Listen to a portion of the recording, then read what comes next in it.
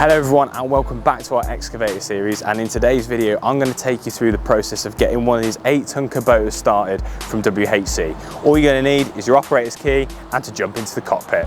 Follow me. Now when entering any of our machinery, make sure that we open the door and secure it properly, and then use the handlebars that are supplied for your 3 points of contact. Now we're in our excavator seat. We're going to need to do a couple of pre-start checks to ensure that the machine will start first time. First and foremost is your seat belt. Make sure that you've got that engaged. The machine may not turn on without this actually engaged, so ensure that's there. Then you've got your left arm armrest. For the machine to start, it needs to be in upward position. Then take out your operator's key, pop it into the ignition and turn it to position 1. This is going to start the preheating of the engine, ready for it to turn on. Once the preheating is finished, you can turn the key to position 2 to start the engine.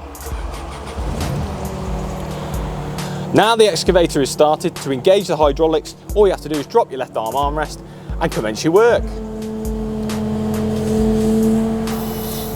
When you're finished using the machine, simply ride down into the resting position, lift up your left arm armrest, and then you can key off.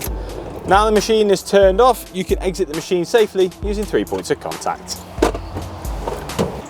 Right, and there you go team, that is the correct startup procedure for one of our 8-ton excavators here at WHC Hire. Now if you're coming into any problems whilst going through this procedure, ensure that that left arm armrest is up and also that your seat belt is engaged. For any more problems, please get in contact with your local WHC Hire depot as soon as possible so we can make sure the machinery is safe for you to use and get you up and running. Thank you so much for joining me in this video today, but until the next one, take care and bye-bye for now.